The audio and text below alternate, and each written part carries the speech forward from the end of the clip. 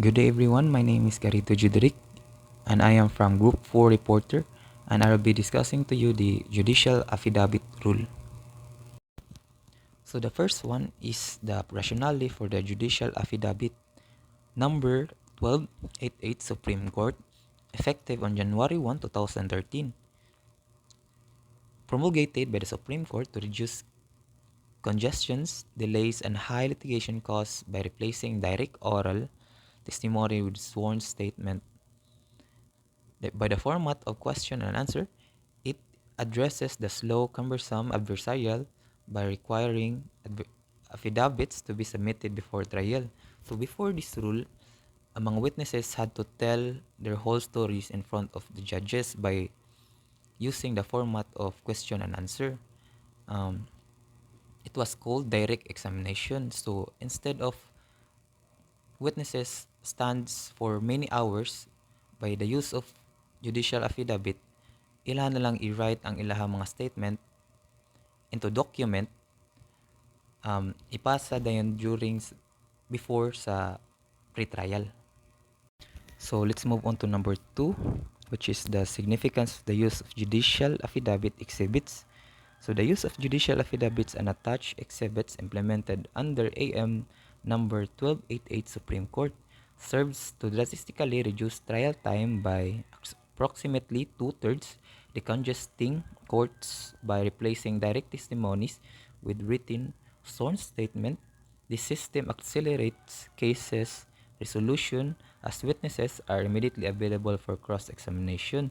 So just like I said earlier, instead of storytelling, no, um, by the using of this rule, judicial affidavit, ang tanan nga statement sa witnesses, it must be written in a document.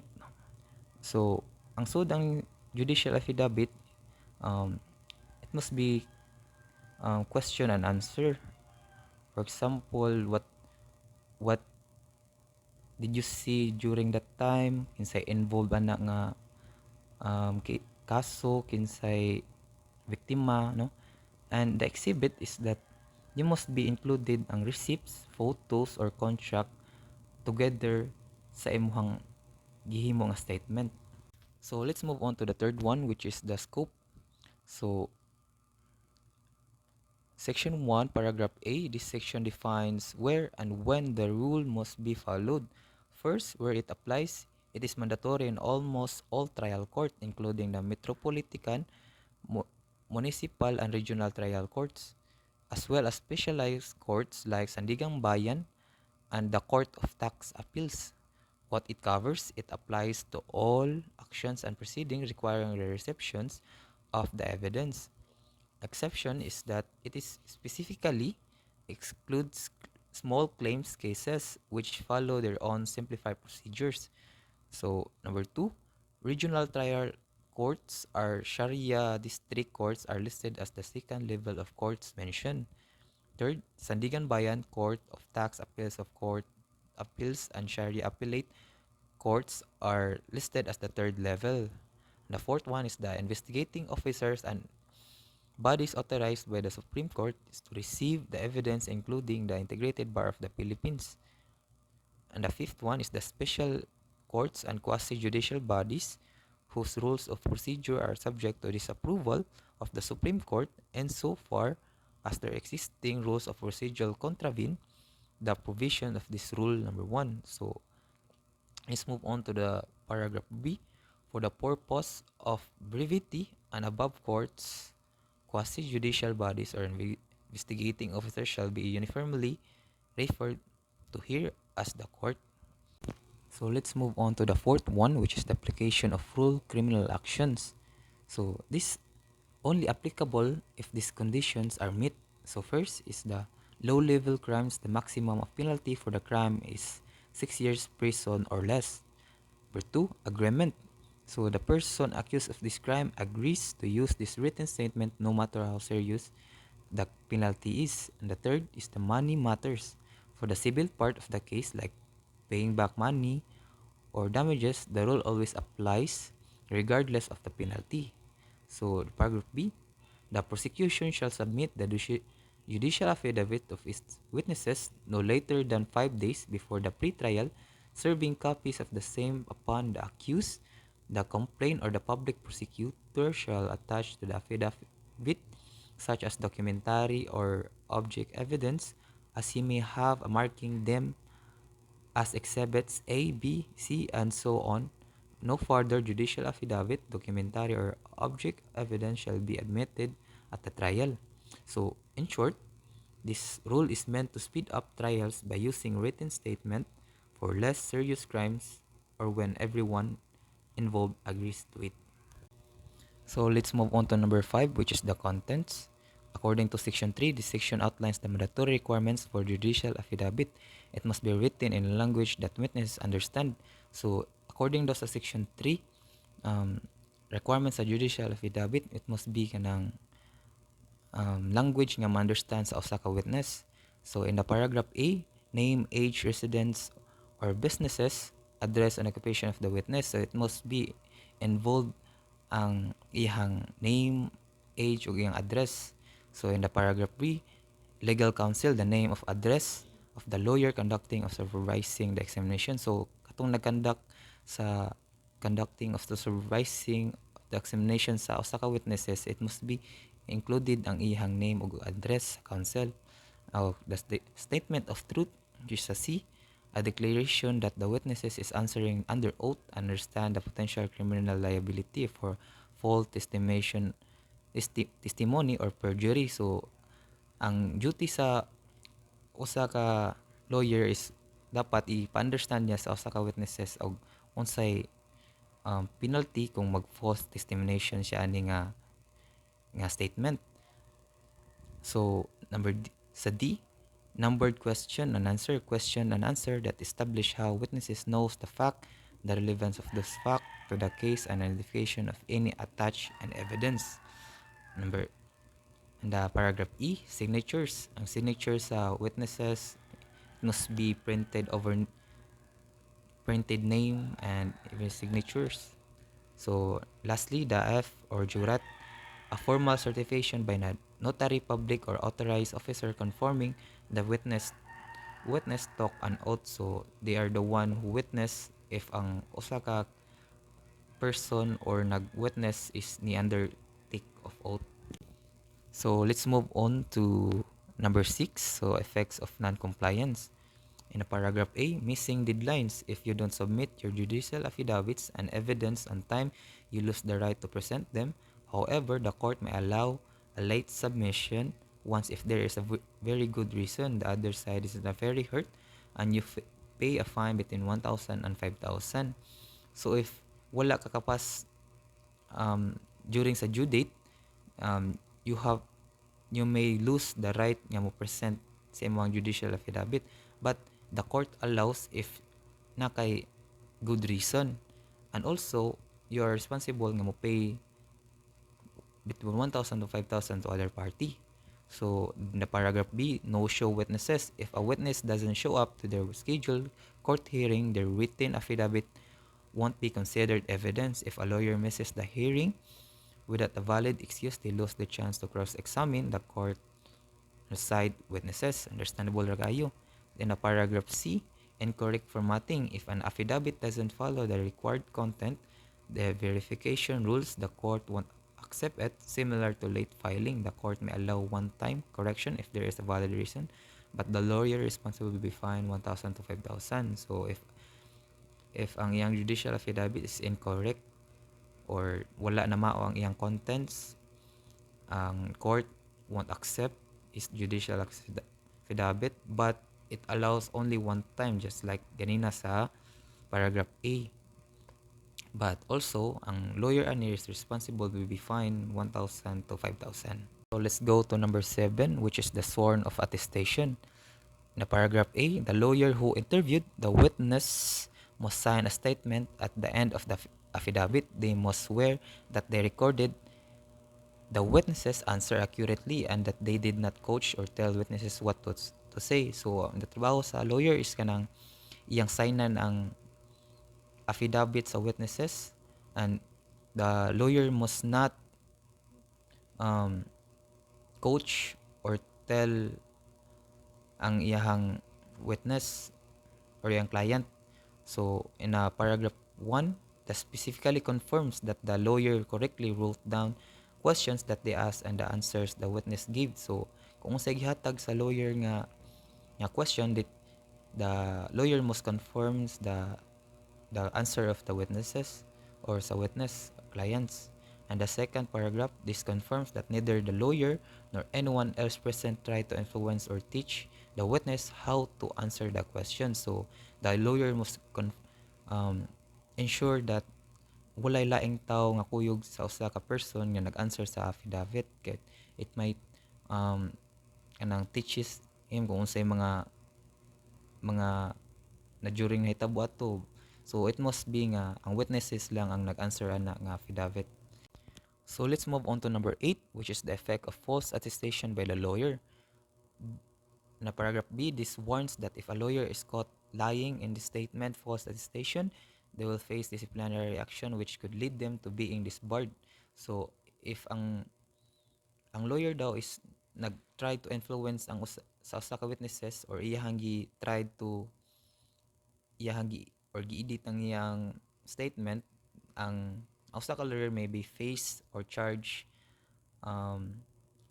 being disbarred or tangtangan siya license as a lawyer. So let's move on to number 9. Judicial affidavit must be attached to the complaint and answer. According to section 7, examination of the witnesses on his judicial affidavit, the adverse party shall have the right to cross-examine the witnesses on his judicial affidavit on the exhibit attached to the same.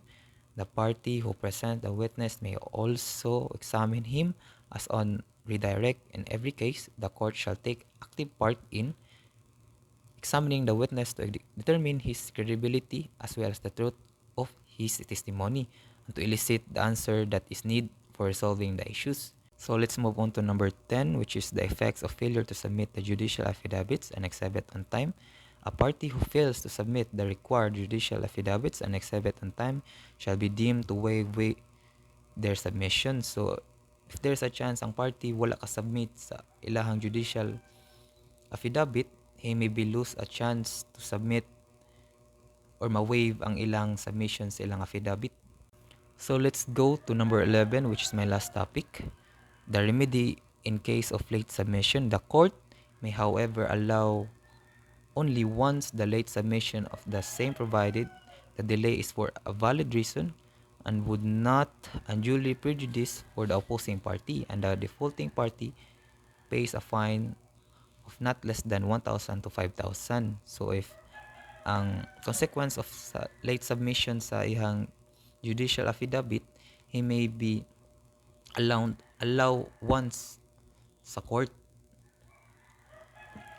and of course he also pays 1,000 more than 5,000 for fair fine sa usa ka opposing party.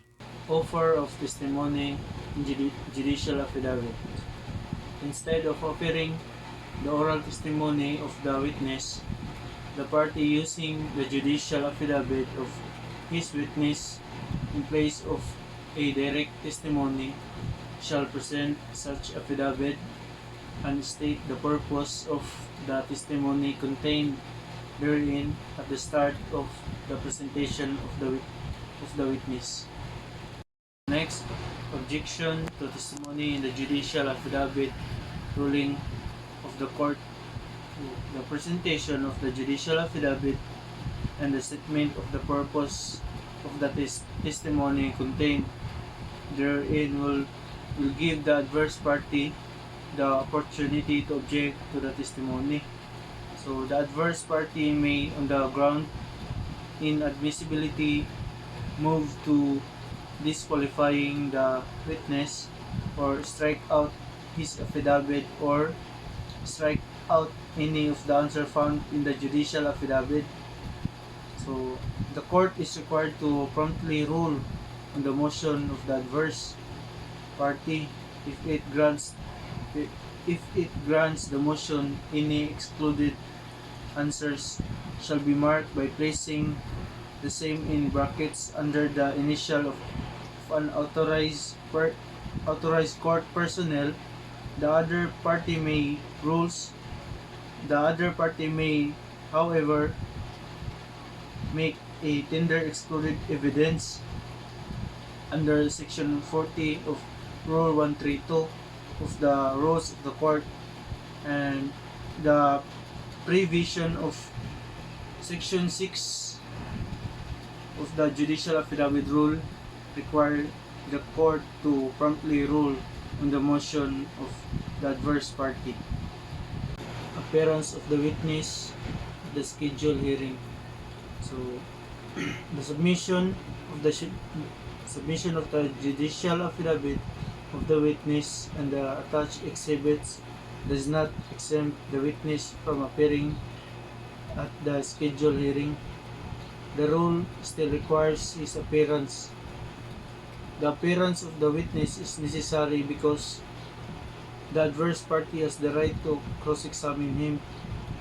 The cross-examination shall be on his judicial affidavit and on the attached exhibits. After the cross-examination, the party presenting the witness may also examine him as on redirect. So, the postponement of the cross-examination would be contrary to the spirit of the rules because the judicial affidavit have been filed and served even before the scheduled hearing.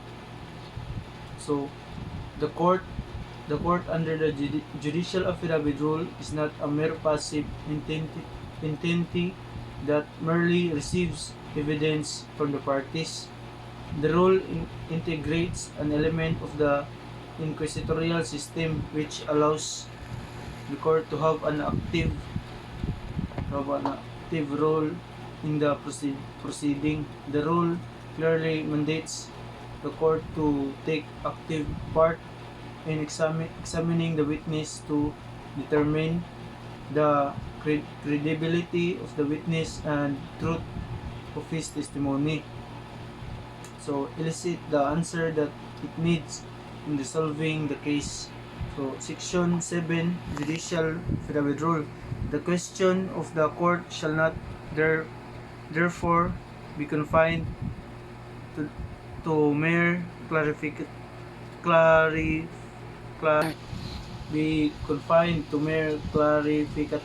questions. Effect of failure of a witness to appear the scheduled hearing, failure of counsel to appear. So the court shall not consider the affidavit of any witness who does not appear in the scheduled hearing of the case as required. So Section 10, so the Judicial Affidavit Rule. If the affidavit is not considered, it is as if no judicial affidavit has been executed by the absent witness. Such witness hence shall be deemed as not having given a direct testimony in the trial. It is the duty of counsel to appear at the scheduled hearing because of the adverse effect of his failure to do so on basic right of his client. A counsel who fails to appear without a valid cause despite notice shall be deemed to have waived his client right to confront by cross-examination. So the witnesses present when there is a need for the issuance of a subpoena. So a requesting party may avail himself of the issuance of a subpoena ad ficandum or dichus tecum under Rule 21 of the Rules of the Court if a witness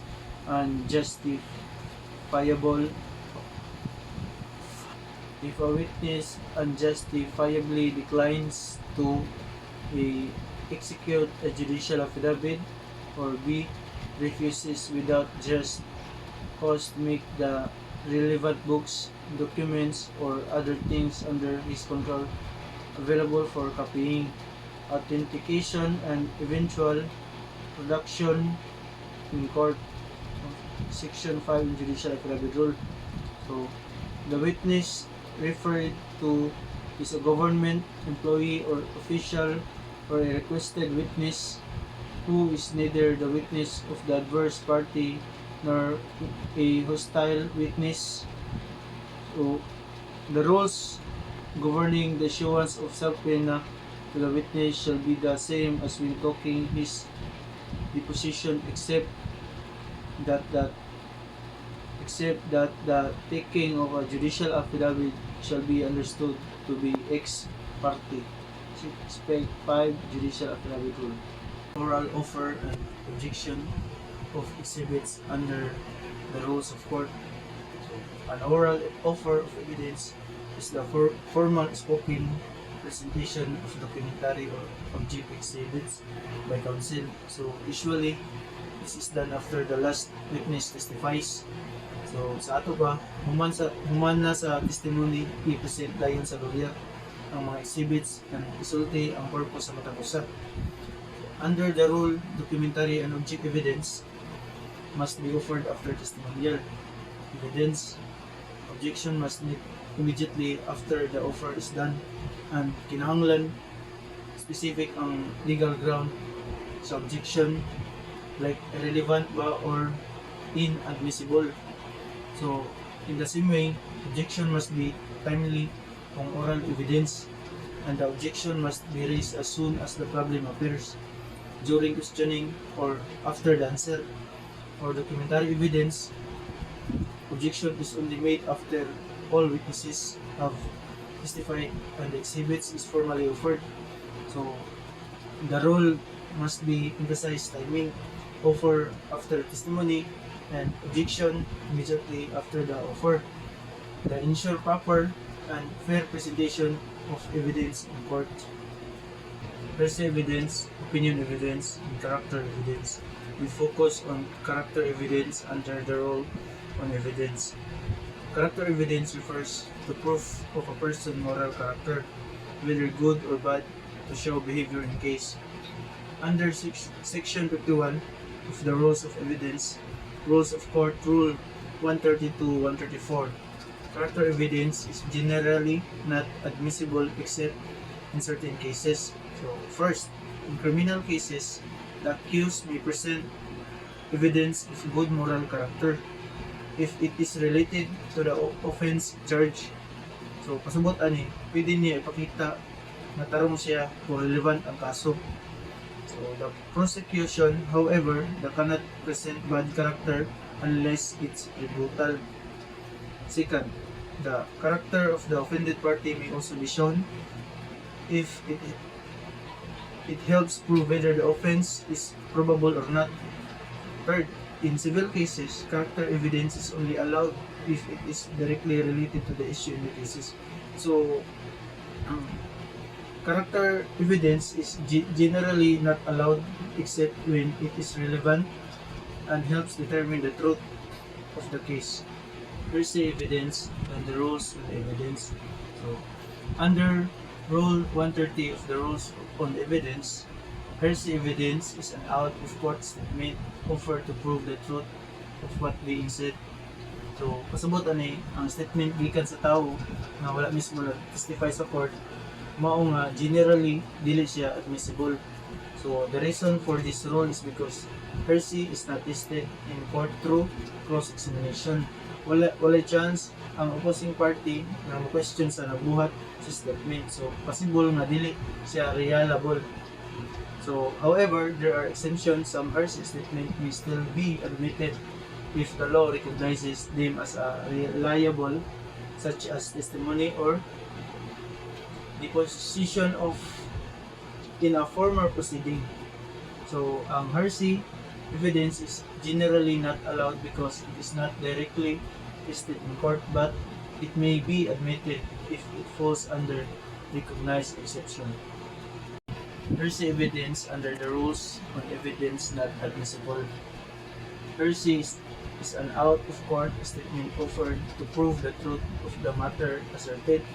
So, kasabot ani ang giingon nga statement gikan sa tawo nga wala mismo nag-testify sa court. So, under the rules on evidence, hearsay evidence is generally not admissible in court. So, The reason is because the person who made the statement is not present in the court. So dili siya ma-cross-examine tungod ani dili ma-check iyang ang credibilities sa ug truthfulness sa iyang gingon. So however, there are exemption to the rule where hearsay may still be admitted. One example is the excited utterance where a person speaks during or immediately after a startling event. So more likely truthful, another is statement against interest where the person admits something that is against their own benefit, making it more reliable. So hearsay evidence is generally not admissible because it is unreliable, but it can allowed only under specific legal exemption. So next is hearsay may be oral or written. So hearsay may be oral or written.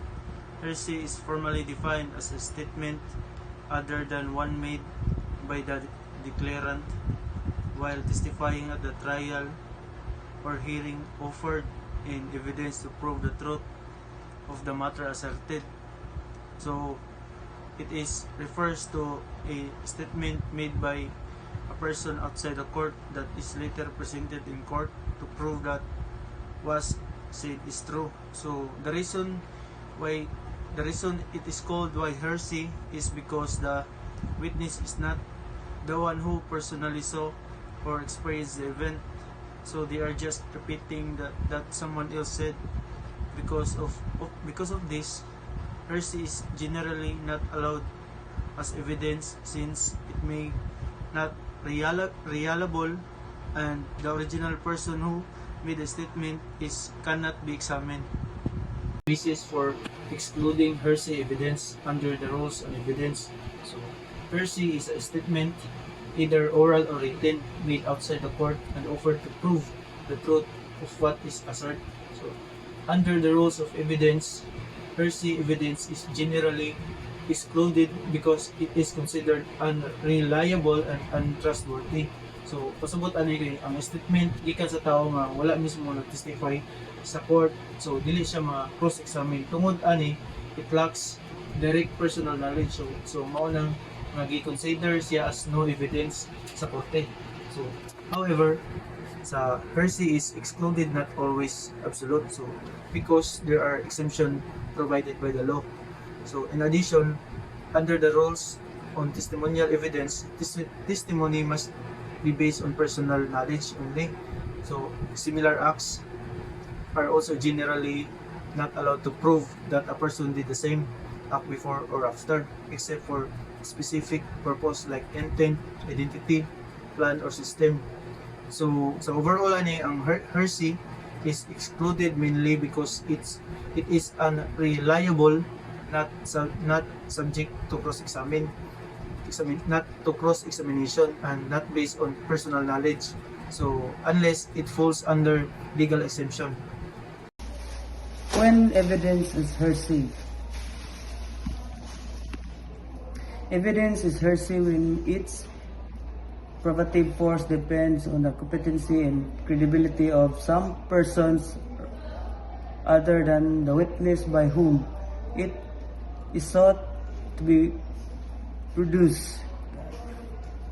A statement other than one made by the declarant while testifying at a trial hearing offered to prove the truth of the facts ascertained therein. Reasons for inclusion: absence of cross-examination, demeanor, evidence, and oath. Samples of non-hearsay evidence: independent, relevant statements. These are statements introduced not to prove the truth of the matter stated, but to prove that the statement was made or the effect it had on the listener. A statement shows state of mind. A witness testified that a person was shouting, "I will kill him," to prove the person was angry. Independently relevant statements that are relevant regardless of their truth or falsities, such as conversation that constitute a contract or defamatory statements in a libel case. Out of court statement offered to prove mental state. When the extension, emotional or mental condition of the declarant is relevant, their statement is admissible. Example, I am terrified of him, to prove the declarant was afraid, not the accused was inherently terrifying. Out of court statement offered to prove effect on listener.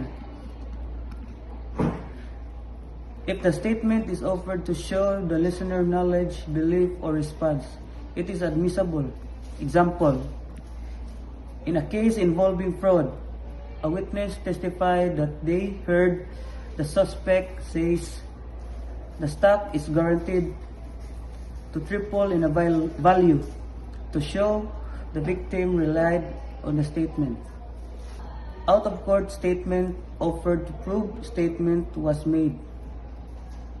It is not hearsay if it is merely offered to prove that the statement was uttered. Example, a witness testifying that they heard the defendant call the plaintiff a thief, to prove the utterance in the defamation of case. Independently relevant statement. This includes verbal acts, statements that are part of the transaction, and statements indicating that the states of mind, the speaker or the hearer, the reliability of the statement is not tested.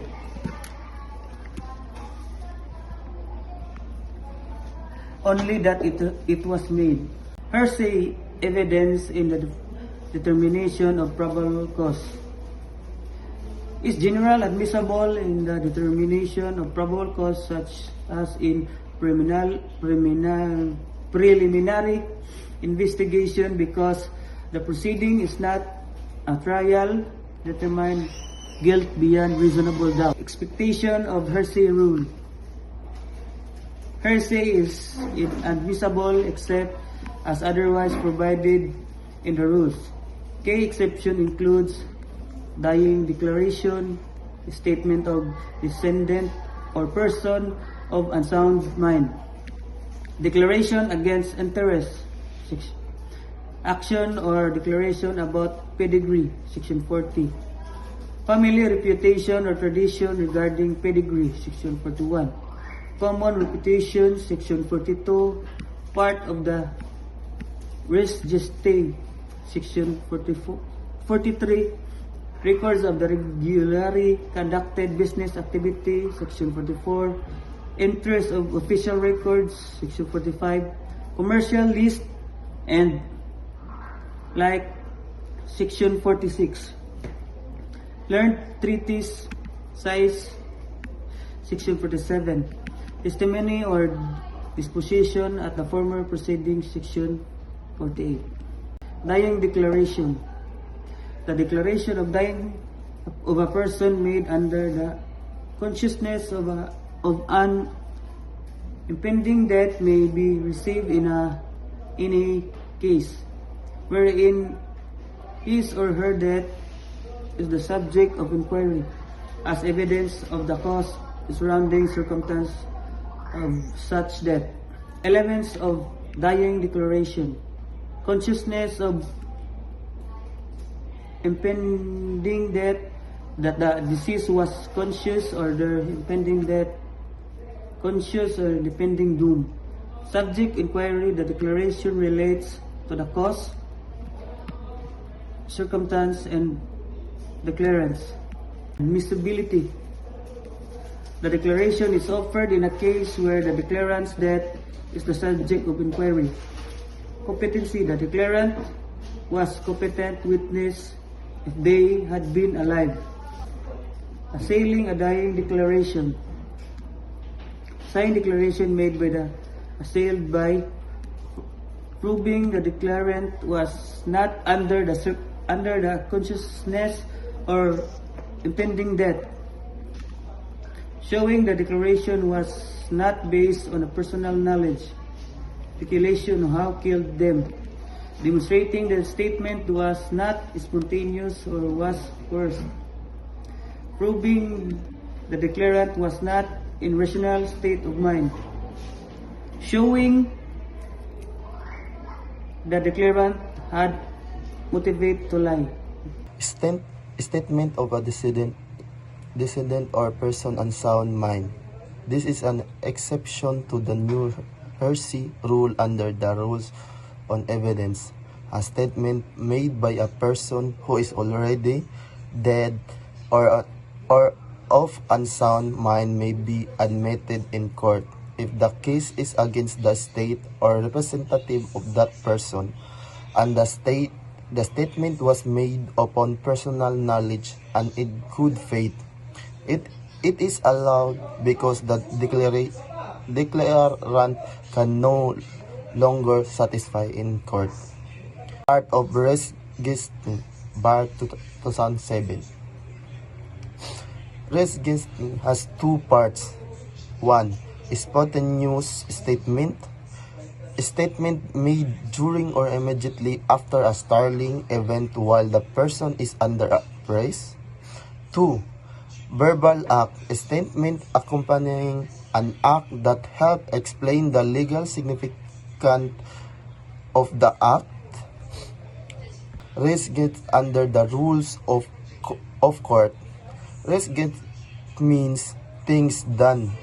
These are statements closely connected to an event and considered trustworthy because they were made naturally and immediately under the rules of court.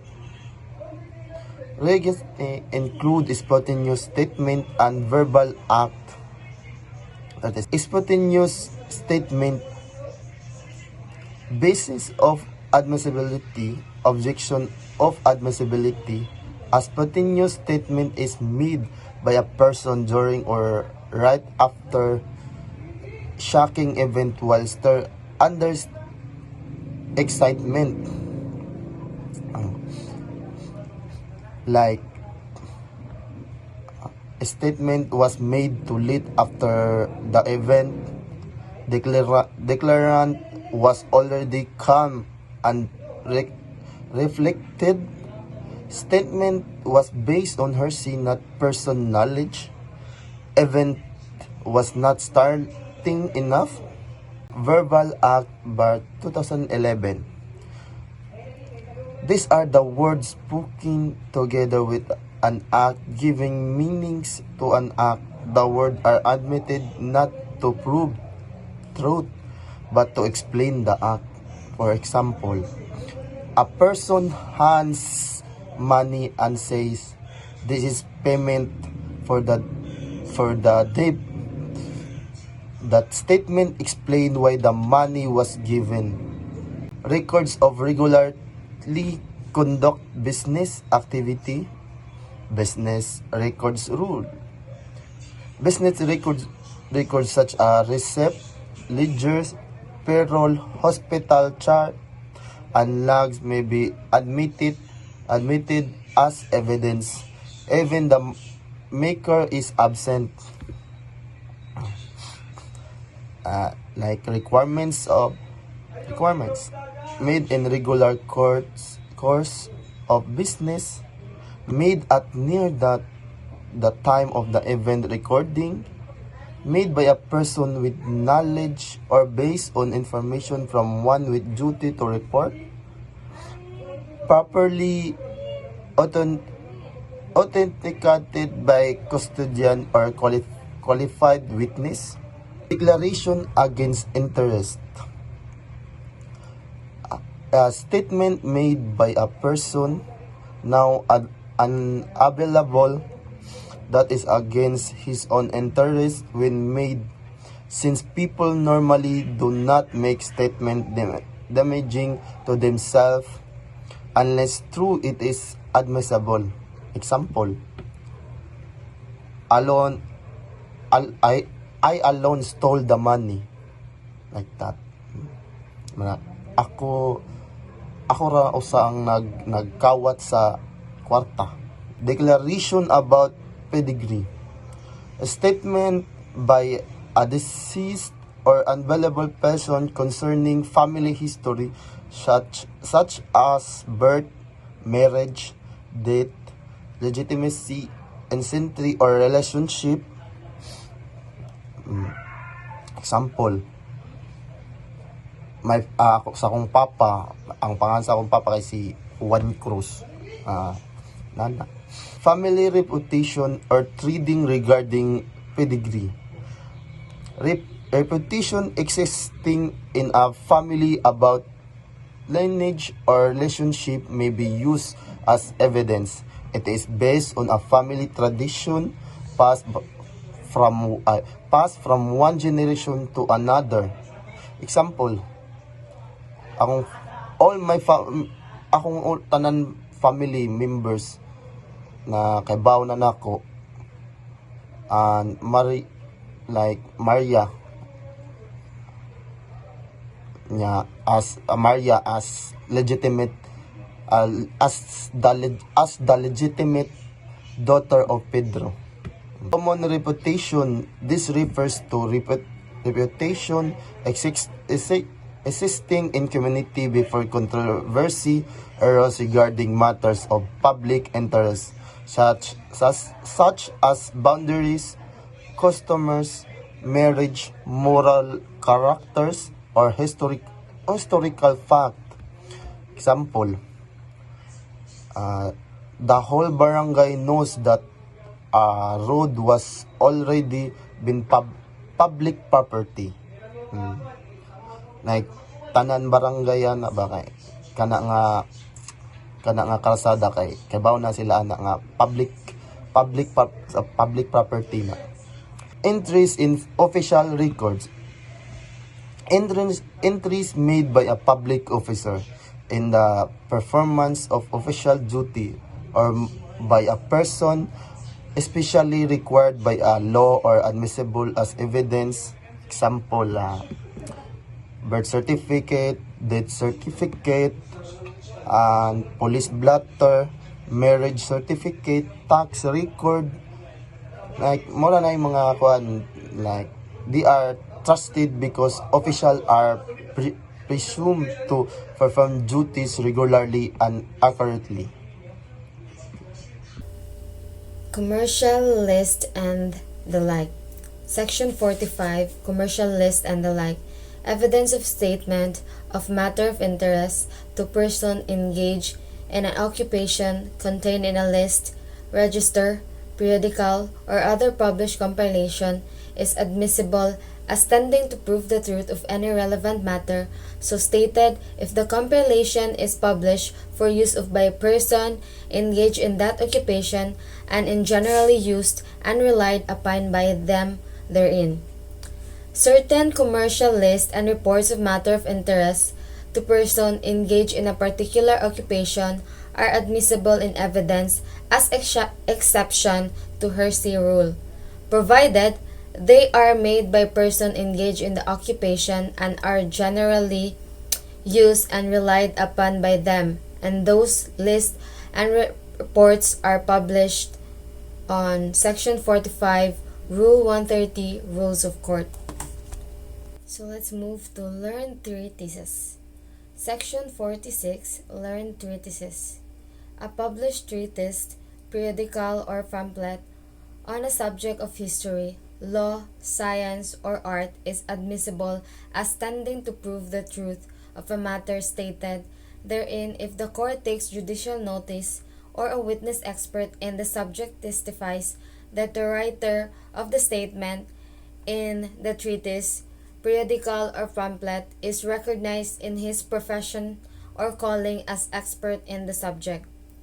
History books and published findings of scientists fall within this exception, provided that an expert on the subject testifies to the expertise of the writer or the court takes judicial notice of such fact.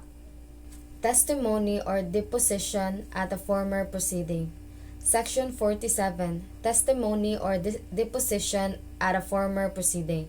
The testimony or deposition of a witness deceased or unable to testify given in a former case or proceeding, judicial or administrative, involving the same parties and subject matter, may be given in evidence against the adverse party who had the opportunity to cross-examine him.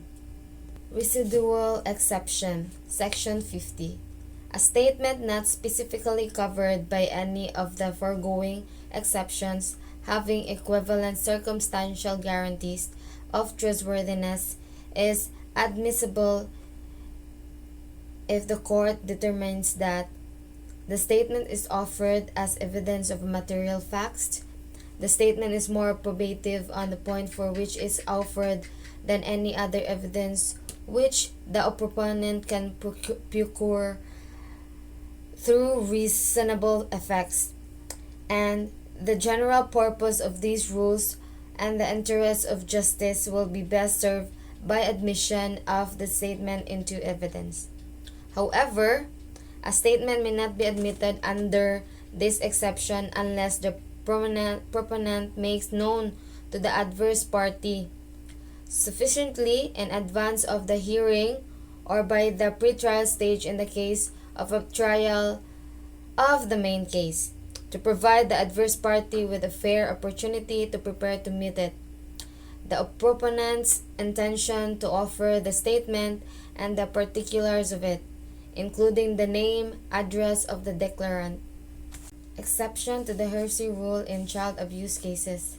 Under Section 28 of the Rule of Examination of a Child Witness, a hearsay statement of a child which under the rules of court is not admissible for being hearsay because the fact testified to are not within his personal knowledge may be admitted in evidence in any criminal or non-criminal proceeding.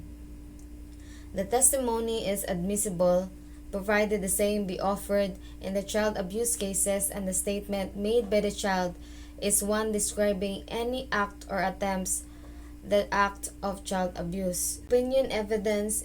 Admissibility of opinion evidence. As a rule, the opinion of a witness is inadmissible under Section 48, Rule 130 Rules of Court. This is because when a witness testifies, a witness does so only with respect to facts personally observed by him, and it is for the court to draw conclusions from the facts testified to. When opinion evidence is admissible. Expert testimony. When the opinion is that of an expert, the opinion of a witness requiring special knowledge, skill, experience, or training which he is shown to possess, it may be received in evidence. The court is not, however, bound by opinion of an expert such as a handwriting expert. Expert opinion evidence is to be considered or weighed by the court, like any other testimony, in the light of its own general knowledge and experience upon the subject of inquiry.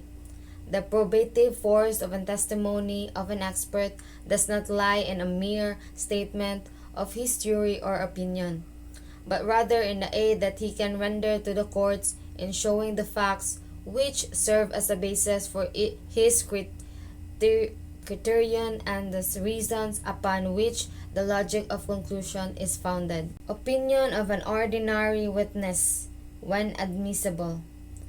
When the opinion is that of a witness who is not expert, ordinary witnesses, his testimony may be admitted in evidence provided that the proper basis of opinion is given and the subject of the opinion is any of the following matters. First, the identity of a person about whom the witness has adequate knowledge.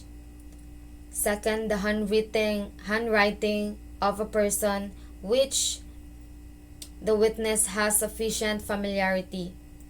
Third, the mental sanity of a person with whom he is sufficiently acquainted.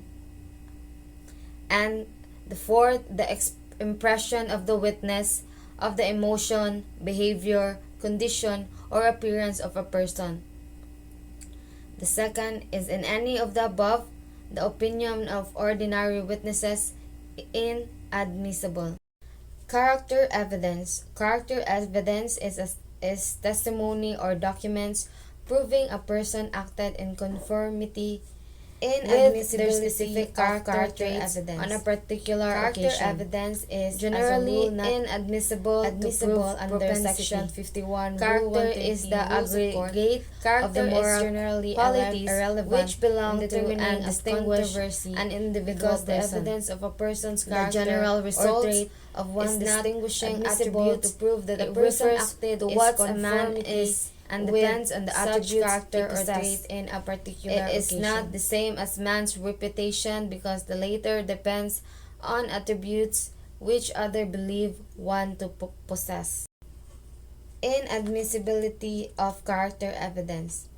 Character evidence is, as a rule, not admissible under Section 51, Rule 130, Rules of Court.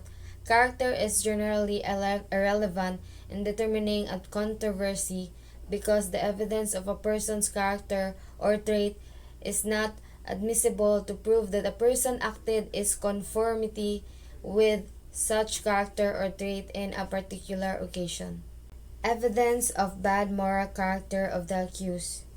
In a criminal case, the prosecution cannot prove the bad moral character of the accused in its evidence in chief. It can only do so the rebuttal. This means that the prosecution may not offer evidence of the character of the accused unless the accused himself has offered evidence of his good moral character. The prosecution, therefore, must wait until the accused puts his character in issue during the proceedings, where the accused proves his good moral character pertinent to the moral trait involved in the offense charge under Section 51, Rule 130 Rules of Court. He opens the door to the prosecution to prove that his moral character is in fact bad. Then may the prosecution prove the bad moral character of the accused. Evidence of good moral character of the accused. So the accused may prove his good moral character when pertinent to the moral trait involved in the offense charge. So in criminal law, the accused only have the power nga musugod ug musulti sa iyahang good character. This means only the person being sued can choose to bring up their good reputation to show that is unlikely they committed a crime. Dili pwede ang pikas side or prosecution ang magsugod-sugod og daot sa accused. So in Section 51, character evidence not generally admissible. Exception. In criminal cases, the accused may prove his good moral character which is pertinent to the moral trait involved in the offense charge. So this is the rule of relevancy. You cannot just prove general goodness. So kinahanglan jud fit or connected ang batasan nga kuan sa accused nga iyang gisulti didto sa court dapat connected sa iyang kaso. Dili pwede nga bisan unsa ra iyang gisulti didto. While the prosecution is forbidden to present evidence of the bad moral character of the accused unless in rebuttal. So this is the protective shield for the accused. So bawal jud mouna og daot ang pikas prosecution. Like the prosecution is blocked from attacking the accused's reputation first. They can only bring up the bad character to rebut or if you already claim you were good. Like for example kanang kung nisulti na ang accused nga kanang kuan nga good siya usa pa ang pikas nga prosecution mo risbak nga na. The general rule against propensity evidence does not apply to the accused who is allowed to offer evidence of his good character. So propensity evidence is the idea that if you did it before, you will do it again. So, ang propensity kay murag something nga pagduda sa accused, like ang pagduda sa accused nga kung nabuhat gani sa accused, mabuhat na po, like he will do it again. Usually, the law forbids this because it's unfair. However, the law makes an exemption for the accused to use it as a defense to show their natural tendency is to be good. So the accused may prove his good moral character, which is pertinent to the moral trait involved in the offense charge. So this refutation emphasizes that the trait must be essential element of the defense. It serves to create reasonable doubt in the mind of the judge. Like balikon yun sa lawyer kinahanglan ang kinahanglan jud nga ang pagsulti sa accused nga buotan siya dapat mo fit food sa iyahang kasungan na charge siya para dili like magduha-duha og judge o nagsulti ba gid siya sa tinuod or wala. Is evidence of character of the offended party. The good or bad moral character of the offended party may be proved by the accused if it tends to establish in any reasonable degree the probability or improbability of the offense charged. So, these rules allows the accused nga mo present og evidence regarding sa victim. This is permitted if the victim's characters help the court determine the likelihood of whether the crime actually took place. Like, magamit po ni ebidensya magamit po ni ebidensya sa accused kung unsa gyud tinuod nga batasan sa victim. Like, na magay possible nga nakabuhat o krimen ang accused tungod lang pod sa biktima. In Section 51, Rule 130, in criminal cases, the good or bad moral character of the offended party may be proved if it tends to establish in any reasonable degree the probability or improbability of the offense charged. So this specific provision highlights that pwede nimo ipakita ang maayo og bati nga batasan sa biktima. Ang importante lang yun, ang importante lang jud nga ang accused na adjoy kanang kinahanglan na ay lig-on siya nga connection but sa iyang batasan o kaso nga giatubang. The sexual abuse shield rule in child sexual abuse cases. So the following evidence, however, is not admissible in any criminal proceeding involving alleged child sexual abuse under the sexual abuse shield rule. So this rule is act as a shield or protection, especially for the children. So it prevents the court from looking into the victim's past sexual history, which is usually irrelevant and mean to shame the child. So, in this rule is serve as the protection for especially for the childs. Like, di jud pwede nga hisgutan ang past sexual history sa bata kay namagay tendency nga mauwawan or ma-trauma og samot ang bata.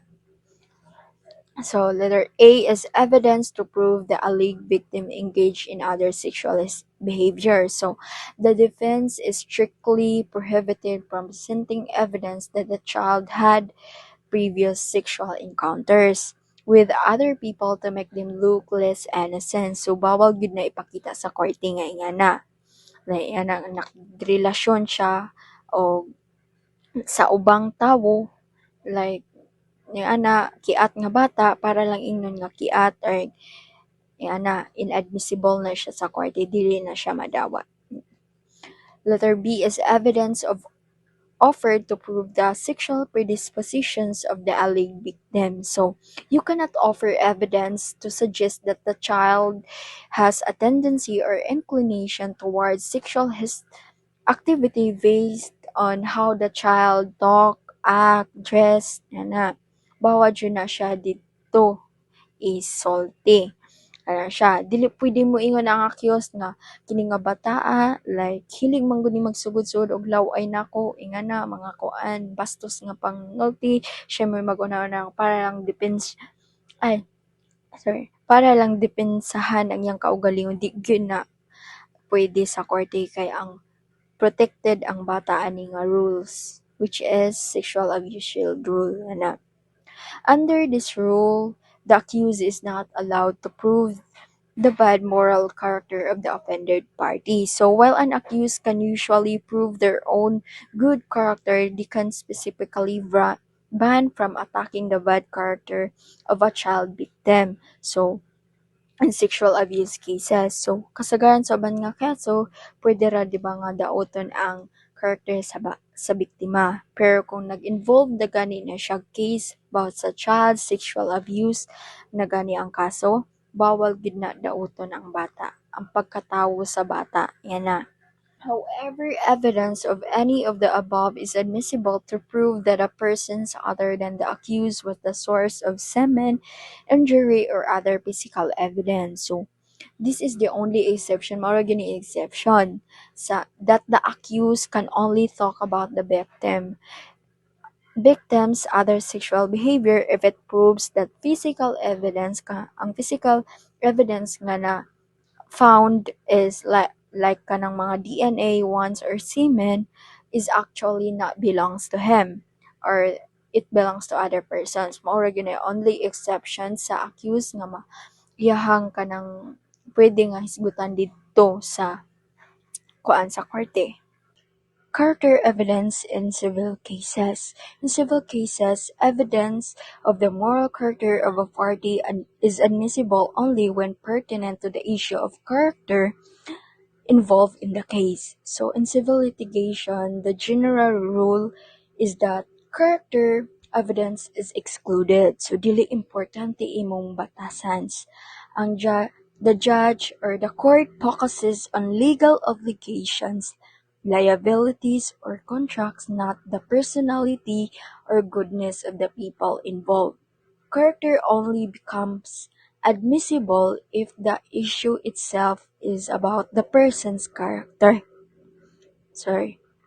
Thus, evidence of a party intemperance may be admitted when such is pertinent to the issue involved. So, like lack of moderation, usually regarding alcohol or habitual behavior, pwedeng dawaton sa korte, like pwede na siya dawaton nga evidence in the court. Kung those nga kuan is connected yun sa main issue sa case.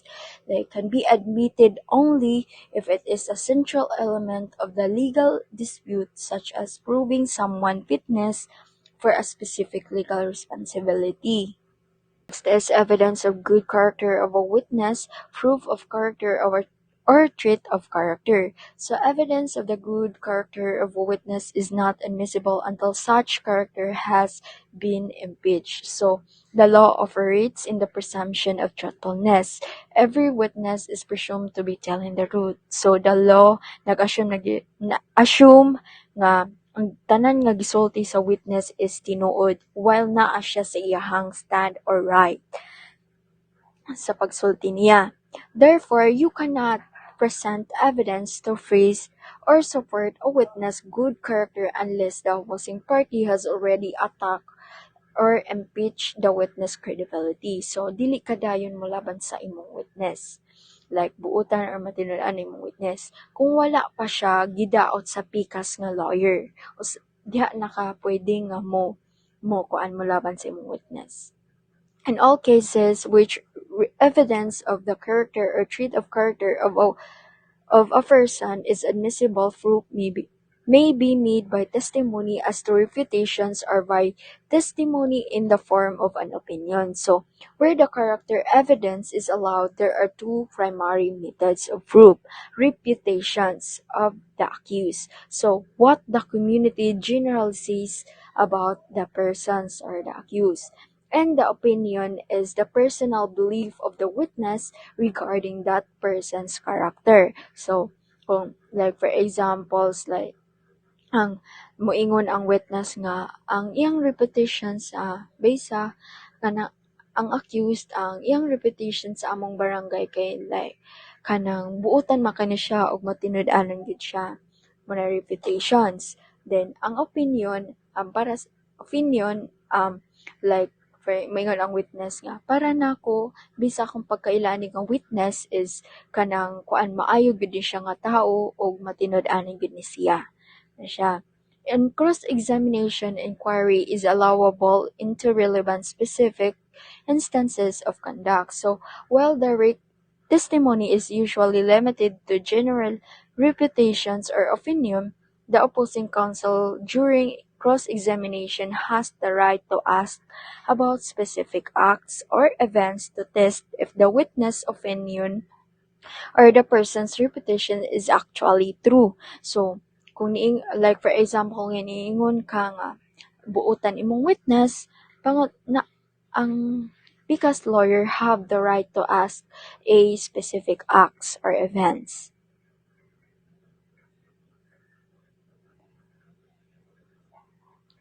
In cases in which character or trait of character of a person is an essential element or a charge, claim, or defense, proof may also be made of specific instances of the person's conduct. So, if the case itself revolves around the person's character, so such as level or fitness for child custody, you are not limited to just reputation. You can immediately present specific examples of their conduct as a primary evidence. Like for example, ang case na kuan involve siya og child custody. Like nimo dyan ang pamatud-an nimo dito nga dili like mo ka nga dili maayo ang amahan ani nga bata.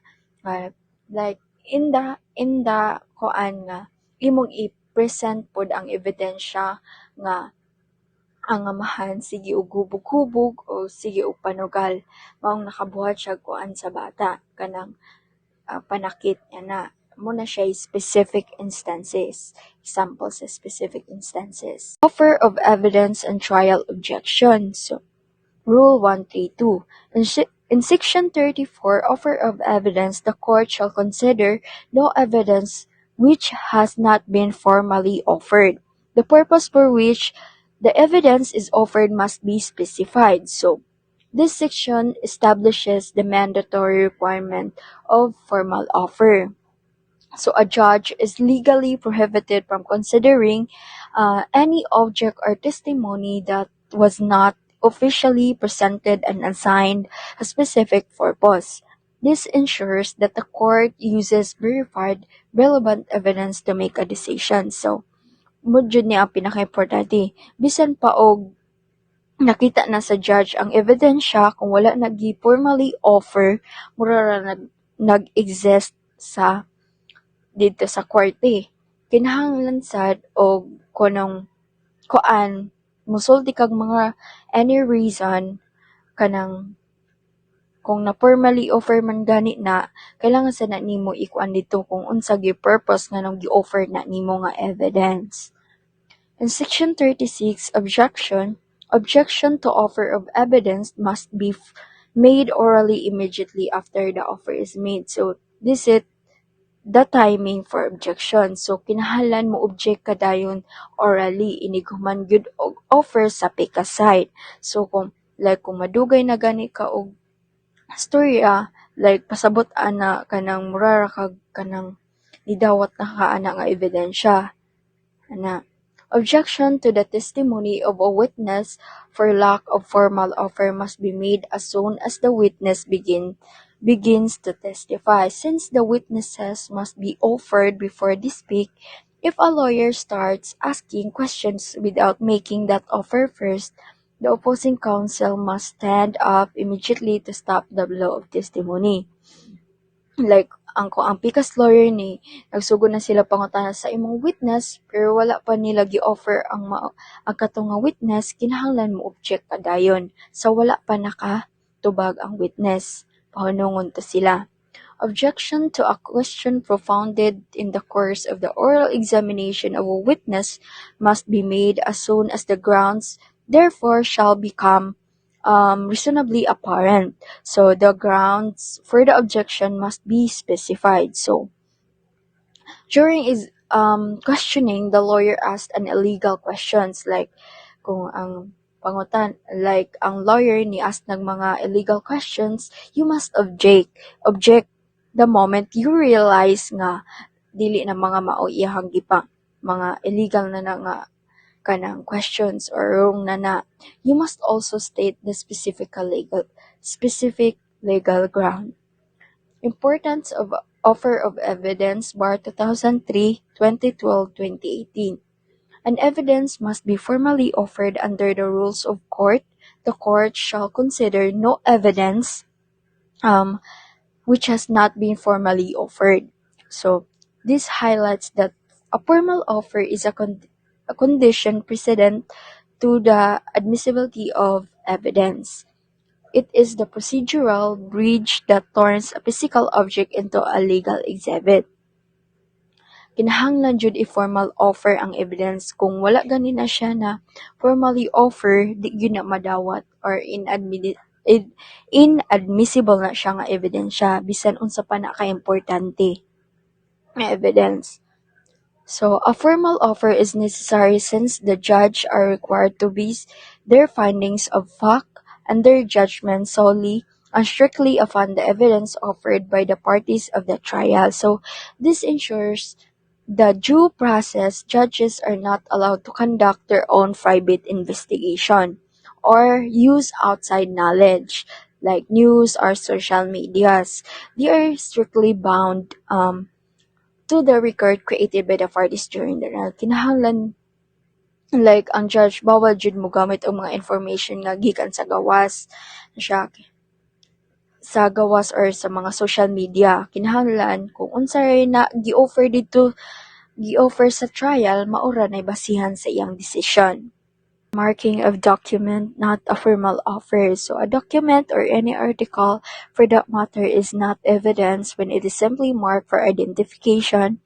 It must be formally offered and the opposing counsel given an opportunity to object to it or cross-examine the witness called upon to prove or identify it. So marking is merely clerical act. So di gyud na ang pagmark is anang kuan para na siya para di maglibog ang kuan kung unsay papil-an na nga ebidensya. Dili pa na siya ebidensya. Mahimo ran siyang ebidensya kung gi-offer na nga ebidensya formally to become evidence. It must undergo a formal offer. So, i-undergo pa na siya formal offer which triggers the right of the other side to object or ask question about the evidence. A formal offer is necessary since judges are required to base their findings of fact and judgment only and strictly upon the evidence offered by the parties at the trial. So this reinforces the principles of admissibility. Kinahanglan gyud ang formal offer kay ang judge muna iyang obligasyon nga musubay alay siya ang musubay jud nga og mo present sa trial. Na siya, if a judge uses a document that was marked but never formally offered, the decision can be overturned because that document never legally entered a body of evidence. When formal offer of evidence is not required. So a formal offer of evidence is not required in a certain cases. So while Section 34 kung ang Section 34 kuan sila require og kanang formal offer, the law provide exemption to prevent unnecessary delays or because the evidence is already legally obvious to the court. Excuse me. In a summary proceeding, because it is proceeding where there is no full-blown trial, so sabat ani are summary proceeding are designed for speed. Since there is no traditional trial with complex stages, like for example kanang mga summary cases or mga gagmay nga kaso, dili na kinahanglan o nga i-formal offer pa na siya. para dali ra mahuman og dili na magdugay. Like dali ra man na siya nga mga kaso og dali ra na siya ma-solve sa court. Documents judicially admitted or taken judicial notice of. So if a party admits fact is true, like kung ang pikas party ni sulti na sa tinuod nga tinuod na ni or na ni admit, like, or if the fact is common knowledge that the court accept without proof or judicial notice. It is already part of the legal truth, no further offer is needed. No, di na kinahanglan i-offer pa na.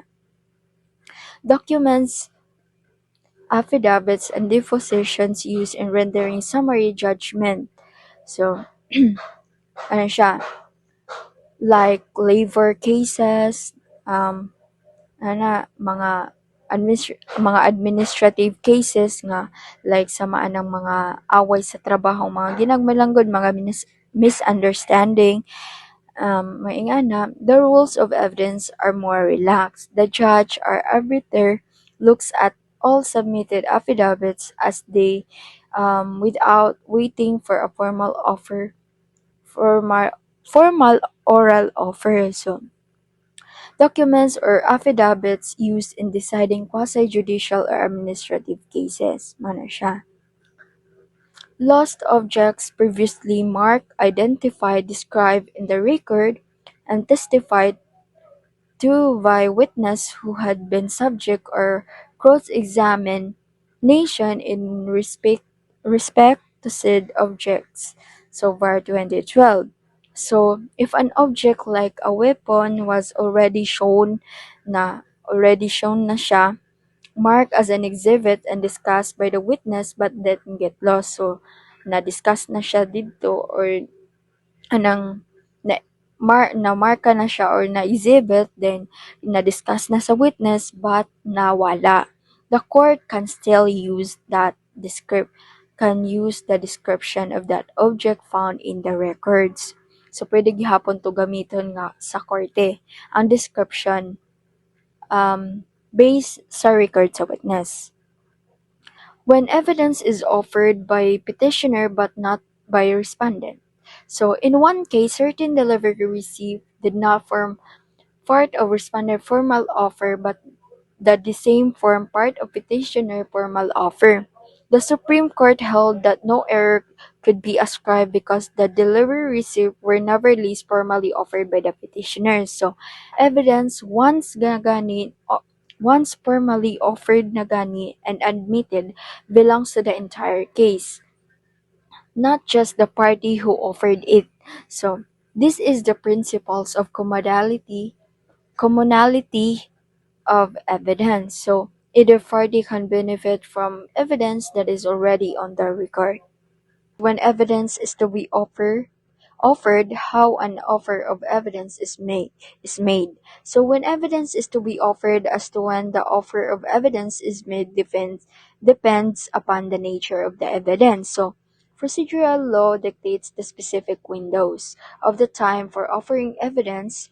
The timing is different for people or the witness versus things to ensure an orderly, unpredictable flow of the trial. So naagis sakto nga schedule or timing ang pag-offer sa evidence. Like, depende ra ni siya kung object ba or kanang documents imong ipakita nga ebidensya or imong i-offer. So, letter A. As regards the testimony of the witness, the offer is to be made at the time of the witness is called to testify. So before a witness can answer any questions, the lawyer must offer their testimony. This identifies witness and explain why their statement is necessary. So ang evidence siya like kung ang witness imong kung like ang ebidensya gikan sa witness, like i-offer gid sa dili pa siya pasultion, kinahanglan jud nimo nga isulti daan, like kinahanglan jud daan ang lawyer mo sulti nga paraon sa ang testigo sa witness. Like for example, Your Honor, we offer the testimony of the witness to prove that he saw the incidents. Manang lawyer. Letter B. As regard documentary and object evidence, they are to be offered after the presentations of a party testimonial evidence. The offer is orally made unless allowed by the court to be in writing. So object like gun, drug tolls, and documents, contract receipt are only be offered after all witness have finished their testimony. So i-offer na siya kung mana ang kuan, kung mana og sulti ang kung mana og sulti ang tanan nga witness sa ilang testimony. So this is usually the final step of party presentation. So like for example, inig human og istorya sa tanan nga witness, moingon ang lawyer nga, Your Honor, we are now formally offering the CCTV footage as Exhibit A and mark money as Exhibit B. Like nga na. How an offer of evidence is made. So, when a party makes a formal offer of his evidence, he must state the nature of substance of the evidence and the specific purpose for which the evidence is offered. So, a valid offer must include the two elements: identification, like what is it, and the purpose, why are you showing it. So the court needs to know exactly what the evidence intends to prove. So ileg-offer nimo sa evidence, kinahanglan nimo isulti dito kung unsa ni nga ebidensya ug unsay purpose ani nga ebidensya. Dili pwede lang ihatag ra na nimo didto ang ebidensya nga walay saktong reason. Like, example, Your Honor, we offered this medical certificate to prove the extent of the victim's injuries. Nga na. Number 2, the court shall consider the evidence solely for the purpose for which is to be offered, not for any other purpose. So, this is rule of limited admissibility. Evidence is only considered for the specific reason stated during the offer. The judge cannot use it to prove something else that wasn't mentioned. So, the judge ang siya ang mutanaw sa evidence based sa reason or purpose nga imo nang purpose o nga nung gisulti na nga ebidensya. Dili niya pwedeng gamiton ang evidence sa laing butang kung wala ni mo na-appeal sa imong pag-offer. Like, kung wala pa na siya, like, dili niya pwedeng gamiton ang evidence kung wala na-appeal sa imong ebidensya nga gi-offer na. Objections, purposes of objections, bar 2012. So, objection may be made for any of the following. A is to keep out inadmissible evidence that would cause harm to the client cause. So the primary goal is to exclude evidence that fails to meet legal standards, like heresy. So if allowed, this bad evidence could unfairly influence the judge, like para mapunggan ang mga ebidensya sa pikas towards nimo nga makakadaot sa imong kaso. Like for example, kung ang witness nagstorya og mga chismis towards sa imuha or mga storya nga bati towards sa imuha, mo object ka para dili na siya madawat sa judge. To protect the record so that if the trial court rules erroneously, the error can be relied upon the ground for a future appeal, to avoid a waiver of the inadmissibility. So in the law, if you don't object, you waive or give up your right to complain. So by objecting, you save the error in the official transcript. If the judge makes a mistake, you can use the record to ask higher court to fix it. Para kung naay record nga sayop ang judge, kung wala ka ni object, pasabot ana ni sugot ra ka. Ang objection magamit ra nimo nga reason para mo appeal sa laing korte nga koan. To protect a witness from being embarrassed on the stand or from being harassed by the adverse counsel. So witnesses are human beings, not targets. Objections prevents badgering, or bullying, ensuring the witness is treated with dignity during the trials. Like for example, kung ang pikas lawyer gani, like gipakakuanan ni imong witness dira, mo object ang pikas lawyer for harassment. Yan na. To expose the adversary unfair tactics, like he's consistently asking obviously leading questions. So some lawyers try to cheat by leading the witness, putting words in their mouth, like objecting forces them to ask proper open-minded, offer-ended questions. Like na letter A is to give the trial court an opportunity to correct its own errors and at the same time warn the court that a ruling adverse to the objector may supply a reason to invoke a higher court's appellate jurisdiction. So it is a fair warning. So to the judge, it gives the trial judge a chance to realize that their mistake and fix it before the case reaches the Court of Appeals of the Supreme Court. General versus specific objection. So an objection must point out the specific ground of the objection, and if it does not do so, no error is committed in overruling it. So this establishes the requirement of specificity. So if a lawyer makes a general objection, one that doesn't state a reason, the judge can legally ignore it, overall it. So the judge is not required to guess what the lawyer is thinking. So kinahanglan isulti gyud nimo ang sakto nga reason nganong ni object ka. Kung miingon ka nga kung niingon ra ang lawyer nga objection pero wala niya gipasabot ngano, ang judge the judge nga the judge can legally ignore it. Dili maminaw nimo na ina, dili jud ka paminawon sa judge.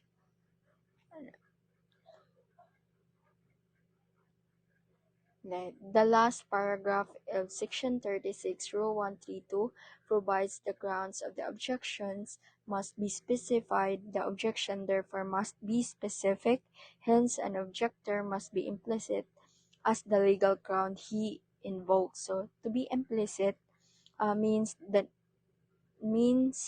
to name the specific rule of evidence being violated.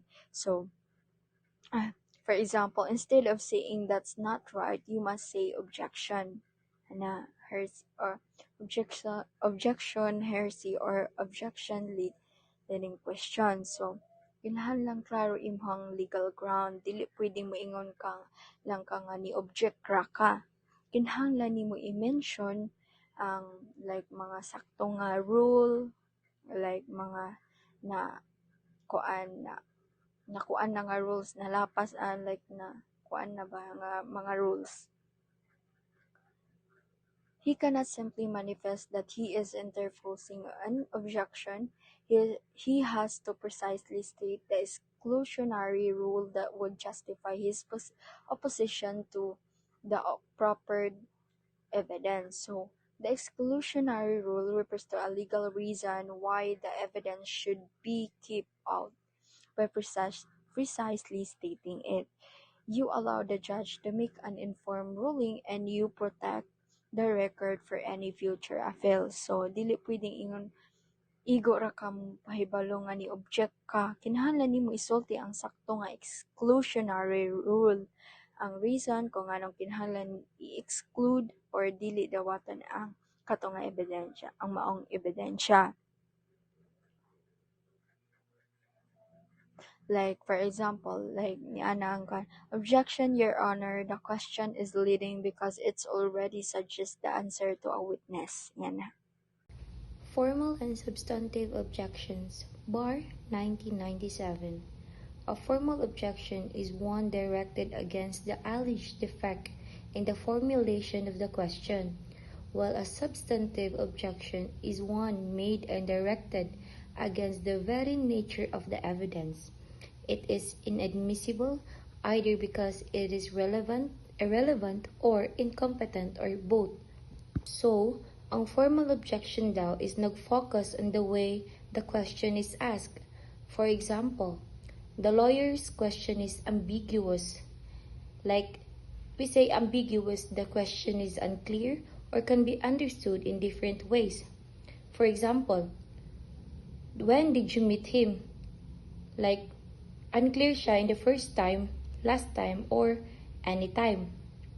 And leading, meaning leading question. For example, the lawyer's question suggested the answer. You saw him at 8 p.m., right? And repetitive, if we say repetitive, we say the lawyer keeps asking the same thing again and again, magsigig balik-balik. So if we say multiple questions, the lawyer asks 2 or more questions at once, making it hard to answer clearly. For example, nakitaan ba nimo siya? Nagtabi ba mo? Like that. And if may nga argumentative question, the lawyer is arguing the witness instead of asking for facts. For example, nag-expect kang nga mutuomin nimo sa imong storya? Like that. While in short, the formal objection is the problem is in the wording of the question. And the substantive objection focuses on the nature of the evidence itself. For example, the evidence is irrelevant, hearsay, privilege, not the best evidence, not authenticated, or just an opinion. In short, ang problema is in the evidence being nag-present nimo. So think of it this way. Ang formal is badly asked question, while a substantive is bad evidence itself. Objection must be timely. Aside from the requirement that an objection must state the specific ground relied upon, it is also necessary that the objection be timely. When a party decides the court to reject the evidence offered, he must so state in the form of objection. Without such objection, he cannot raise the question for the first time on appeal, meaning it must be made right away, Jude. Dili pwede magpaabot and then raise it on appeal. Then, in order to be timely, therefore the objection must be made at the earliest opportunity. So, unsa man yung mga earliest opportunity? It depends on the manner of the evidence na gi-offered. So, first is if the evidence is offered orally, objection to the evidence must be made immediately after the offer is made. While second is an objection to a question propounded in the course of the oral examination of the witness shall be made as soon as the ground therefore shall become reasonably apparent. And last is an offer of evidence in writing shall be objected to within 3 days after notice of the offer unless a different period is gina-allow sa court.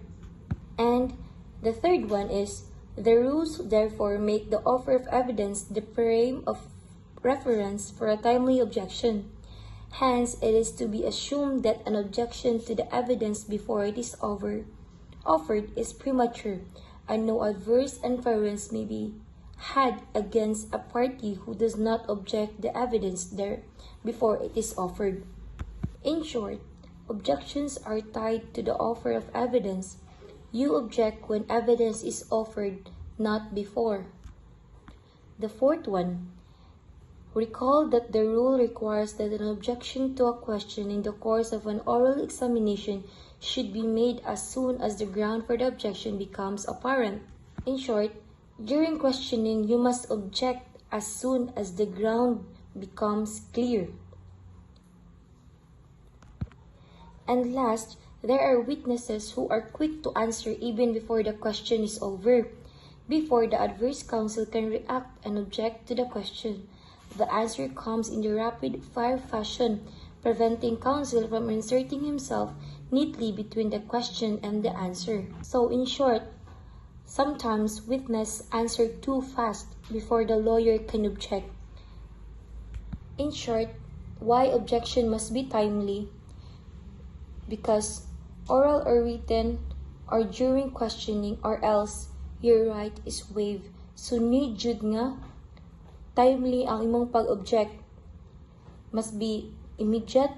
If you wait too long, you lose the right to challenge the evidence. Striking out an answer, testimony, or narration, waiver of objection, belated objection. So, a motion to strike may be availed in the following instances. A. When the answer is premature. If we say premature answer, kanining mga answer nga paspas kayo, for example, moana ang lawyer, where were you on monitoring witness dito? At home. Too early ra kay siya mo answer, mo ni mga premature answer. Second, when the answer of the witnesses is irrelevant, incompetent, or otherwise improper. Like, this answer doesn't help the case or violate nga rule. For example, mo ng witness, I heard from my neighbor that the accused is violent. Like, hearsay ra siya and dili siya and irrelevant siya.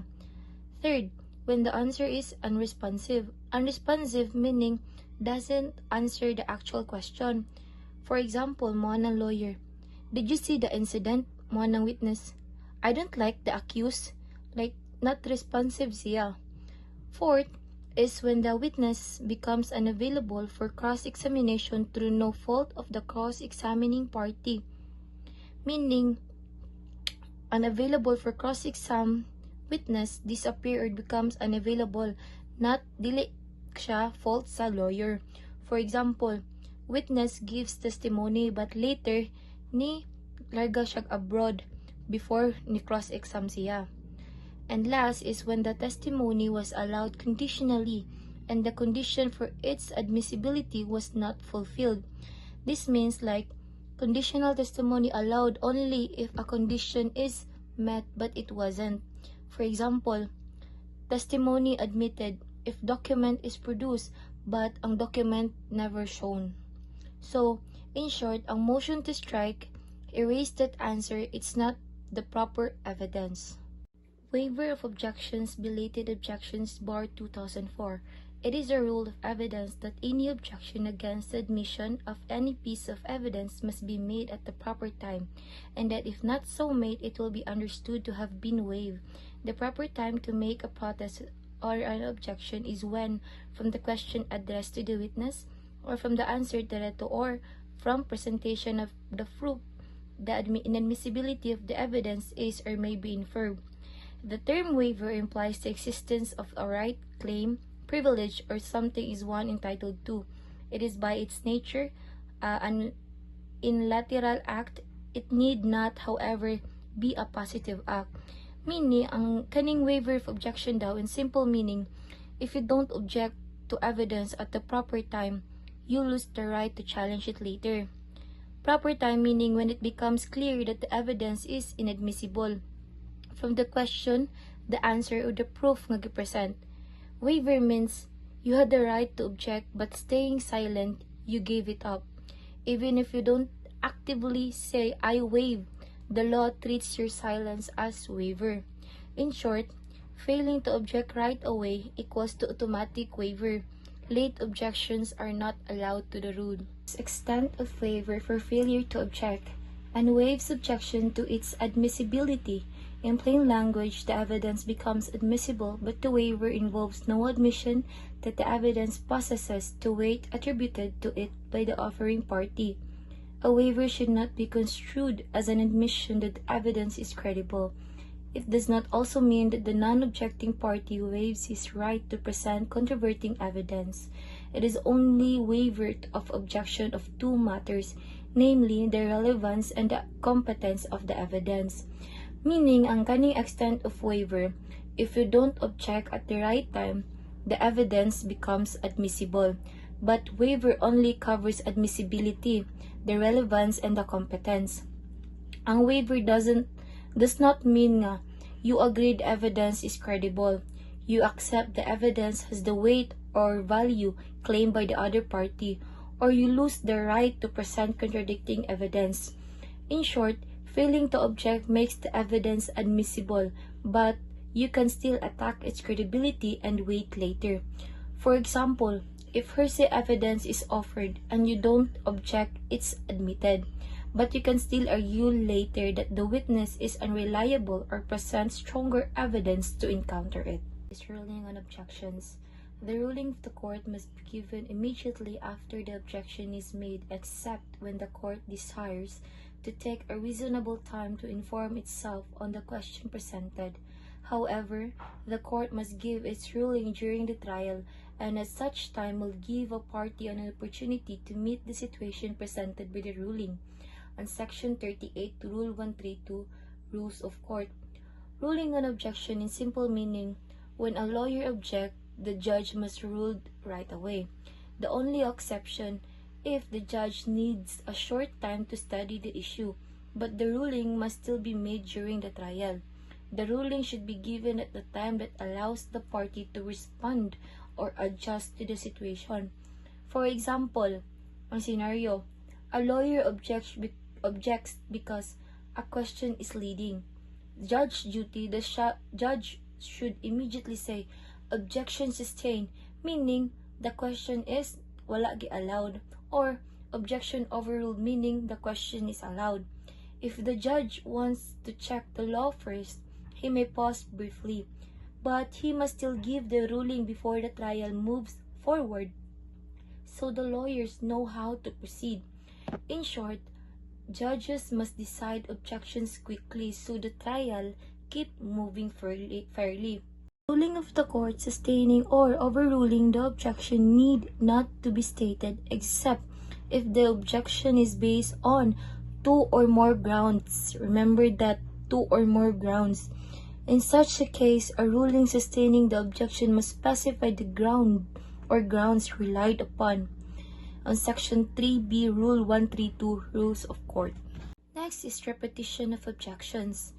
It shall not be necessary to repeat an objection when it becomes reasonably apparent, while the witness is being examined, that he is asked questions which are of the same class as those to which an objection has already been made, whether such objection was sustained or overruled.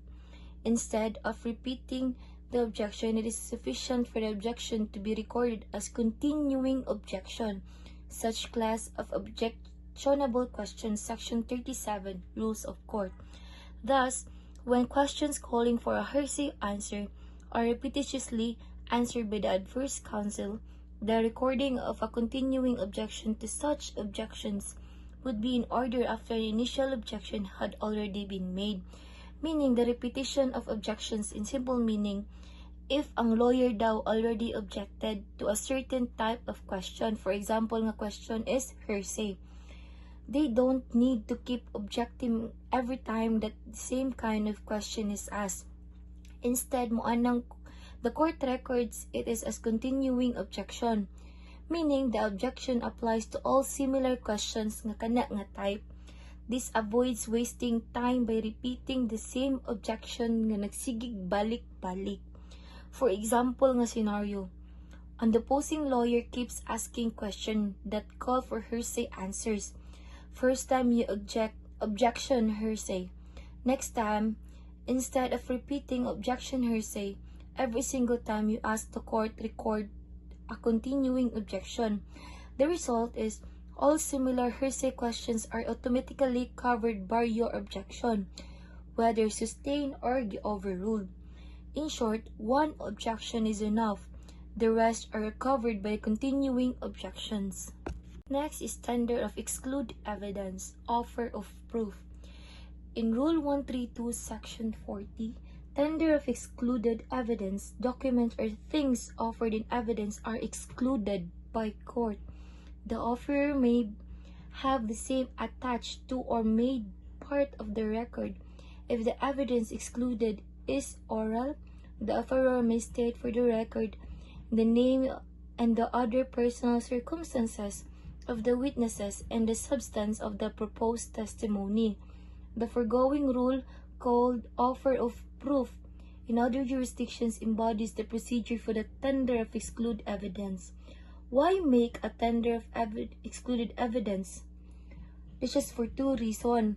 First, to allow the court to know the nature of the testimony or the documentary evidence and convince the trial judge to permit the evidence or testimony. Ang ikaduha nga reason is even if he is not convinced to reverse his earlier ruling, the tender is made to create and preserve a record for appeal. So tender of excluded evidence, simple meaning, if the judge rejects your evidence, you can still make it part of the record. For just documents or things, attach them to the record. For oral testimony, state the witness name and what would they have said. Ang purpose niya is to show the court what evidence is if maybe ang judge mag-change yung mind or to preserve the record for appeal. So higher courts can review what was excluded. For example, ang scenario, a lawyer offers a witness testimony but the judge excludes it as hearsay daw. So action, the lawyer says, for the record, the witness would testify that he saw the accused at the crime scene. So ang result, even if the judge doesn't allow it, the statement is recorded gihapon siya. Later, if the case is appealed, the higher court can see what evidence nga na-exclude. In short, if ang evidence is rejected, you still tender it. So it's recorded, either to convince the judge or i-preserve nimo sa appeal. So next is two traditional methods of making the tender. The first traditional method of making the tender is where the counsel tells the court what the proposed testimony will be. This is the method prescribed in the rules of court after stating for the record the name and the other personal circumstances of the witness and counsel. The second method is by using the question and answer form. So, ang first daw is by narration method, which is prescribed by rules of court. The lawyer tells the court what the witnesses nga unsay gistorya sa witness, must state the name, personal details, and the substance of testimony. While the second one is question and answer method. The lawyer asks the witness the question and the witness gives the answer. Even if excluded, this Q&A is recorded to show what the testimony would have been. For example nga scenario, judge excludes a witness's testimony. In narration method, ang lawyer moingon, for the record, witness Juan de la Cruz would testify that he saw the accused at 8 p.m. near the crime scene. While in Q&A method, lawyer asked, where were you at 8 p.m.? Witnesses answer, I saw the accused near the crime scene. Record siya even if excluded. In short, ang tender can be done by narrating the testimony or by actual question and answer. Both ways preserve the evidence for appeal. So the first method has the advantage of brevity and efficiency, but wala siya nag-create as clear a record as the second method. Whichever method is used lies in the discretion of the trial court. The court may prefer the second method, which although not described in the rules, it's not prohibited. In fact, the use of the first method is not mandatory. So, ang use ko no sa first method is dili siya mandatory. This is evident from the use of the word may instead of shall in section 40 of Rules of 132. Whichever method of tender is used, the advocate must see to it that the offer must be specific enough to contain the facts. Remember this, must specific enough to contain the facts and circumstances of the matter sought to be proved by excluded evidence. So let's proceed to formal offer of evidence and formal offer of proof, bar 1991.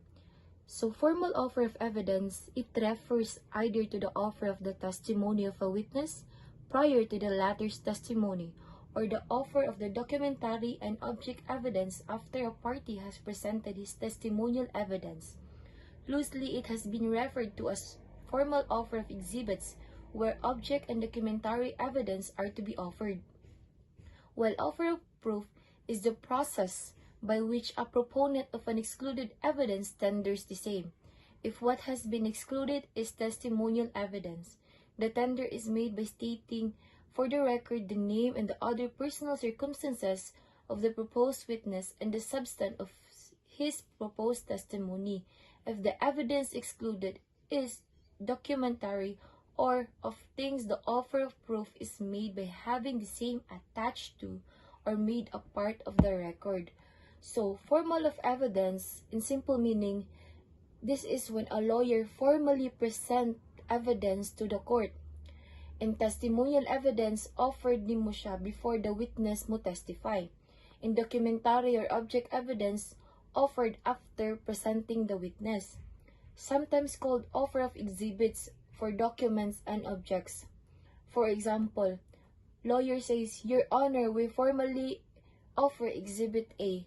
The contract is signed by the accused. Well, in offer of proof, in some simple terms or simple meaning, this happens when the judge rejects the evidence.